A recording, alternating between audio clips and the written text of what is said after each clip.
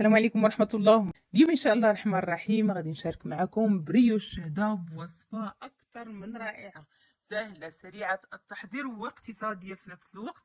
الوصفة اللي ما كنستغناش عليها في البريوش، فبدون بيض وبملعقة زبدة غادي تحضروا بريوش أكثر من رائع. كيجي خفيف بزاف، كيجي رطب مسفج للقهوة ديال المساء وحتى الفطور ديال الصباح. بريوش اللي كيبقى لكم رطب مدة اللي هي طويلة واخا بدون ثلاجة، وغادي يعجبكم إن شاء الله إلا جربتوه.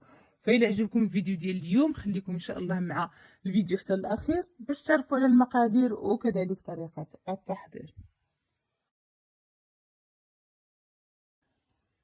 ونبداو بالمقادير والطريقه في نفس الوقت. بالنسبه للطريقه اللي كتنقسم جوج ديال المراحل كيف العاده.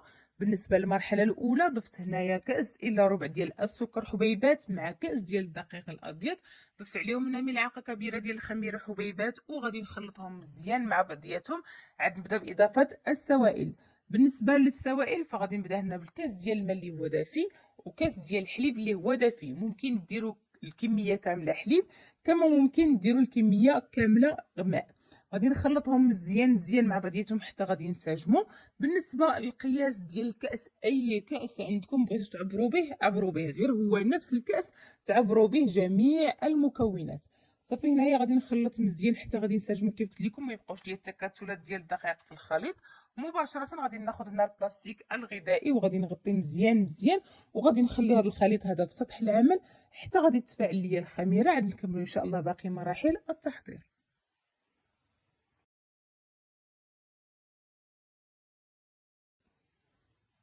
فهنا كيف كتشوفوا معايا من بعد ما تفاعلت ليا الخميره هنا في الخليط تقريبا غير واحد 10 حتى ل 15 دقيقه، ودائما كتبقى على حسب الجو.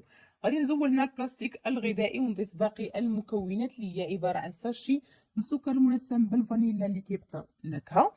عندي هنا نصف ملعقه صغيره ديال الملح اللي هي ضروريه، ونصف كاس ديال الزيت النباتيه. وكيف قلت نفس الكاس اللي عبرنا به في الاول غادي نعبروا به جميع المكونات.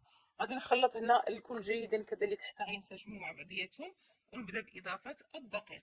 فهنا غادي نبدا هنا بالكاس الاول، وبطبيعه الحال نفس الكاس هو اللي كنعبر به. غادي نخلط جيدا جيدا. هنا استخدمت طراب يدوي غير باش نخلط الكل جيدا ونتاكد ان ما بقاوش لي التكتلات ديال الدقيق.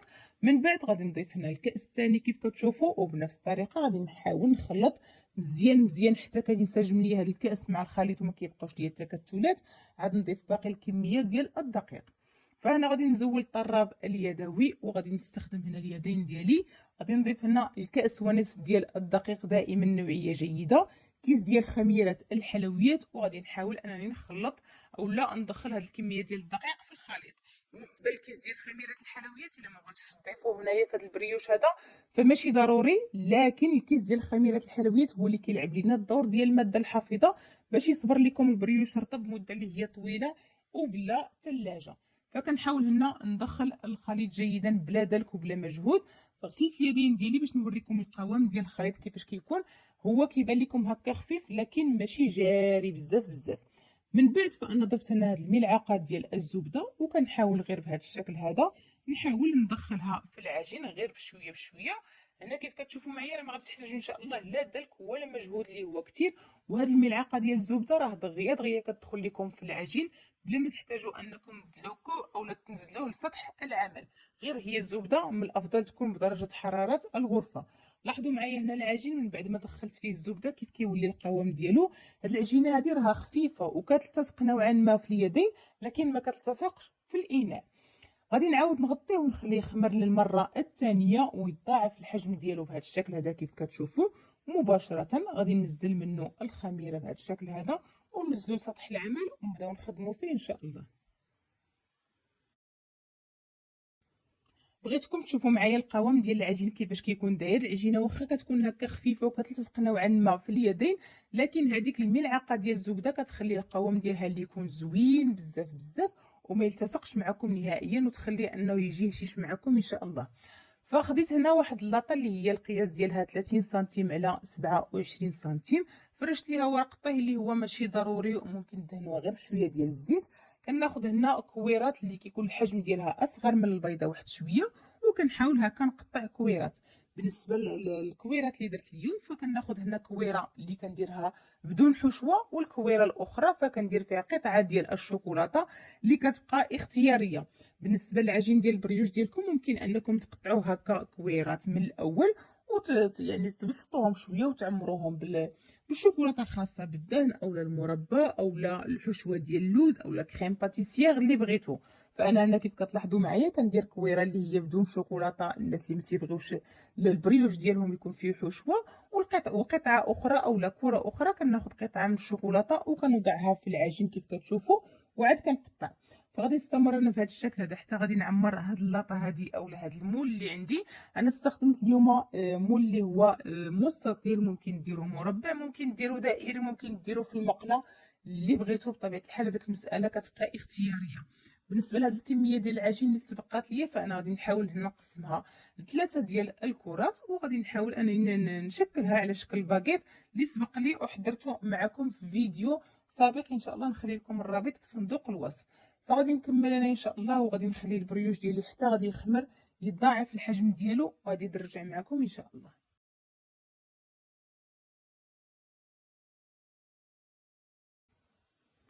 فالبريوش ديالي هو هذا كيف كتشوفوا معايا من بعد ما خمر بهذا الشكل هذا.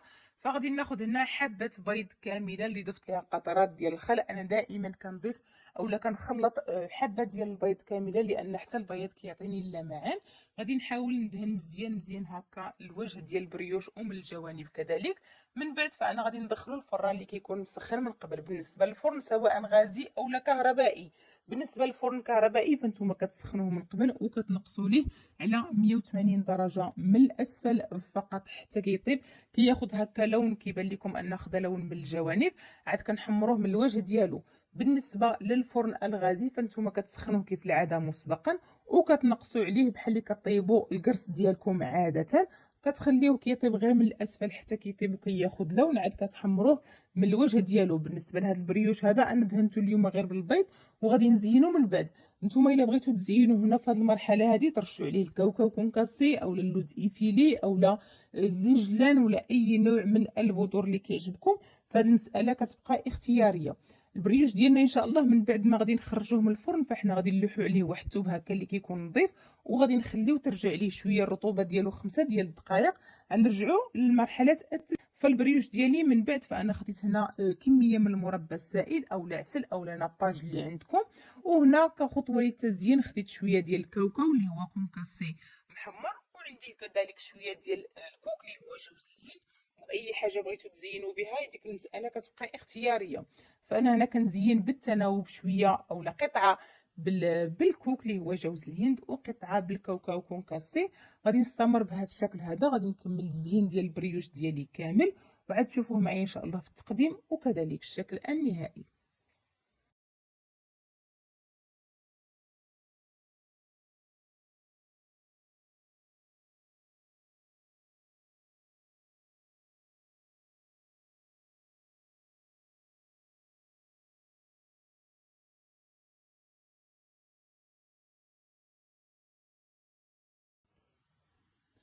وكان هذا هو الشكل النهائي ديال البريوش هذا اللي حضرت معكم اليوم بالوصفه المعتمده عندي. بريوش اللي كيجي اكثر من رائع.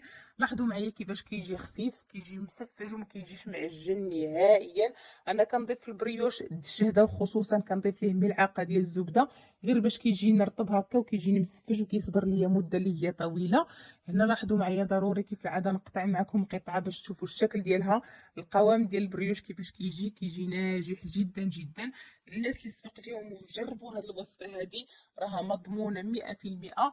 بالنسبه للكميه ديال الدقيق عاده راها كتكون مضبوطه، لكن الا بان لكم خفيف بزاف لا باس انكم تضيفوا واحد الملعقه ديال الدقيق. ولاحظوا معايا القوام ديالو كيفاش كيجي اسفنجي.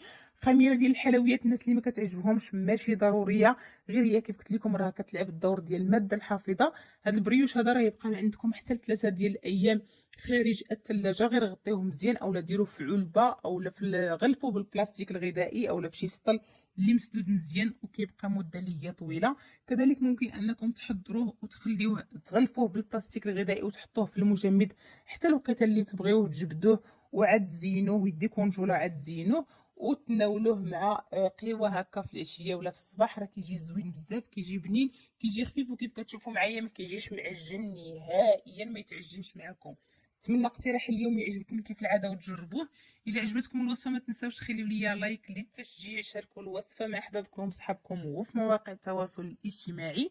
اذا كنتم من الناس اللي اول مره كيشاهدوا القناه ويعجبكم المحتوى، فدائما كندعوكم للاشتراك في القناه بالضغط على زر الاشتراك او لا ابوني او لا سبسكرايب الموجود اسفل الفيديو. فعلوا جرس التنبيهات باش توصلوا بجديد الفيديوهات. بالنسبه للناس اللي مكيوصلوهمش اشعارات القناه، فالغيوا الاشتراك وعاودوا اشتركوا من جديد مع تفعيل الجرس. بهذا كنكون وصلت نهايه وصفه اليوم، مع وصفات اخرى ان شاء الله. مع السلامه.